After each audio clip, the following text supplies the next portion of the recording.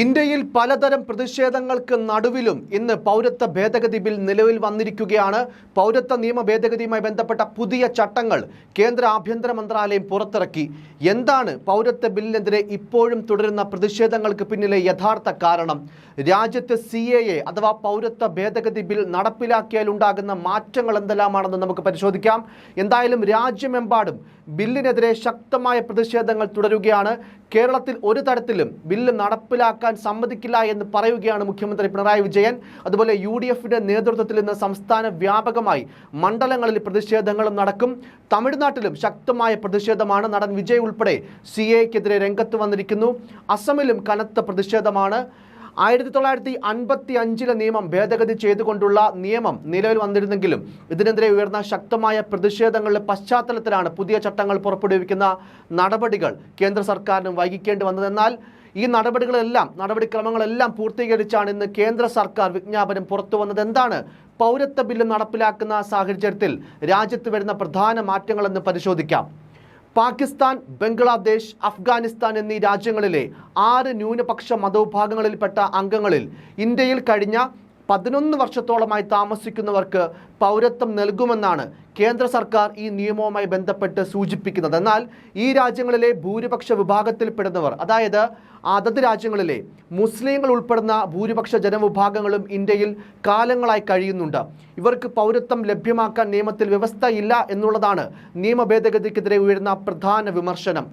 Hindu, Christian, Sikh, Jain, ബുദ്ധ, പാഴ്സി മുതലായ വിഭാഗങ്ങൾക്ക് മാത്രമാണ് നിലവിൽ ഈ നിയമപ്രകാരം പൗരത്വത്തിന് അപേക്ഷിക്കാനാവുക. ഓൺലൈൻ പോർട്ടൽ വഴിയാകും പൗരത്വത്തിനായി രജിസ്റ്റർ ചെയ്യാനാവുക. CAAയുമായി ബന്ധപ്പെട്ട കൂടുതൽ വിവരങ്ങൾ പ്രധാനമന്ത്രി നരേന്ദ്രമോദി നേരിട്ട് തന്നെ ഇന്ന് രാജ്യത്തെ അറിയിക്കുമെന്നാണ് ലഭ്യമാകുന്ന സൂചനകൾ.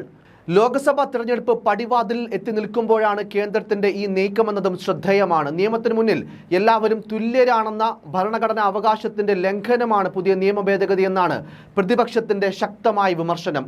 അതേസമയം പൗരത്വ നിയമ ഭേദഗതി കേരളത്തിൽ നടപ്പിലാക്കില്ലെന്ന് ആവർത്തിക്കുകയാണ് മുഖ്യമന്ത്രി പിണറായി വിജയൻ.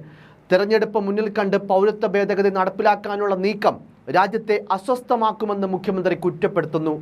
തെരഞ്ഞെടുപ്പിന് തൊട്ടു മുൻപായി ഇത് ജനങ്ങളെ വിഭജിക്കുവാനും വർഗീയ വികാരം കുത്തിയിളക്കുവാനും ഭരണഘടനയുടെ അടിസ്ഥാന തത്വങ്ങളെ തന്നെ കാറ്റിൽ പറത്തുമെന്നുമാണ് കേന്ദ്രത്തിന്റെ നീക്കം എന്നും മുഖ്യമന്ത്രി പറയുന്നു.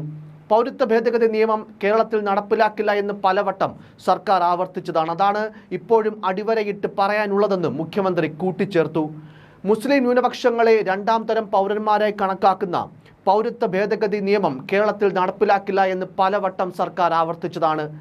ഈ വർഗീയ വിഭജന നിയമത്തെ എതിർക്കുന്ന കാര്യത്തിൽ കേരളമാകെ ഒന്നിച്ചു നിൽക്കുമെന്ന് മുഖ്യമന്ത്രി ഈ സാഹചര്യത്തിൽ വ്യക്തമാക്കി. അതേസമയം രാജ്യമെമ്പാടും നടപ്പിലാക്കുന്ന നിയമ ഭേദഗതിയിൽ നിന്ന് സംസ്ഥാന സർക്കാരിന് മാത്രമായി ഒഴിഞ്ഞു നിൽക്കാനാകുമോ എന്നതിലെ പ്രായോഗികതയും വലിയ ചോദ്യമായി ഉയരുകയാണ്. എന്തായാലും കേരളത്തിൽ ഇത് നടപ്പിലാക്കില്ല എന്ന് പറഞ്ഞ് മുഖ്യമന്ത്രി ജനങ്ങളെ പറ്റിക്കുകയാണെന്നാണ് നടനും BJP നേതാവുമായ സുരേഷ് ഗോപിയുടെ വാദം. നിയമം നടപ്പിലാക്കേണ്ടത് രാജ്യത്തിൻ്റെ ആവശ്യമാണ്. കേരളം ഇന്ത്യയുടെ ഭാഗമാണെന്നും ഇത് കേരളത്തിലും നടപ്പിലാക്കേണ്ടി വരുമെന്നും സുരേഷ് ഗോപി പറയുന്നു. ഇത് കേരളത്തിൽ നടപ്പിലാക്കുമോ എന്ന് കാത്തിരുന്ന് കാണാമെന്നും സുരേഷ് ഗോപി മാധ്യമങ്ങളോട് വ്യക്തമാക്കി. പൗരത്വ ഭേദഗതി നിയമം സാമൂഹിക ഐക്യം തകർക്കുമെന്നാണ് നടൻ വിജയ്യുടെ വാദം. തമിഴ്നാട്ടിൽ ഈ നിയമം നടപ്പിലാക്കുന്നില്ലെന്ന് ഭരണകർത്താക്കൾ ഉറപ്പാക്കണമെന്ന് വിജയ് പറഞ്ഞു. രാജ്യത്തെ ജനങ്ങളുടെ ഐക്യത്തെ തകർക്കുന്ന CAA പോലുള്ള ഒരു നിയമങ്ങളും നടപ്പിലാക്കപ്പെടരുതെന്നും വിജയ് ശക്തമായ ഭാഷയിൽ പൗരത്വ ബില്ലിനെ വിമർശിച്ച് പറയുന്നു. ജാതി മത ഭേദമന്യേ ഇന്ത്യൻ പൗരന്മാരുടെ പൗരത്വം എടുത്തു കളയുന്ന നിയമമല്ല ഇതെന്നും എന്നാൽ ധാരാളം തെറ്റിദ്ധാരണകൾ പ്രചരിക്കപ്പെടുന്നുണ്ടെന്നുമാണ് പൗരത്വ നിയമ ഭേദഗതിയിലെ ചട്ടങ്ങൾ പുറത്തിറക്കിയ ആഭ്യന്തര മന്ത്രാലയത്തിന്റെ വിശദീകരണം. ദശാബ്ദങ്ങളായി പീഡനങ്ങൾ അനുഭവിക്കുന്ന അഭയാർത്ഥികൾക്ക് മാന്യമായ ജീവിതം ഉറപ്പുവരുത്തുക എന്നതാണ് നിയമത്തിലെ പ്രധാനപ്പെട്ട സവിശേഷതയെന്നും പ്രതിഷേധങ്ങൾക്ക് ബദലായി കേന്ദ്രം വിശദീകരണമായി പറയുന്നു. എന്തു തന്നെയായാലും രാജ്യത്തെ വ്യത്യസ്ത മത ജനവിഭാഗങ്ങൾ പൗരത്വ ഭേദഗതി ബില്ലിനെ എങ്ങനെ സ്വീകരിക്കുമെന്നത് തന്നെയാണ് നിലവിലുള്ള പ്രധാന ആശങ്ക. News desk, focus news TV.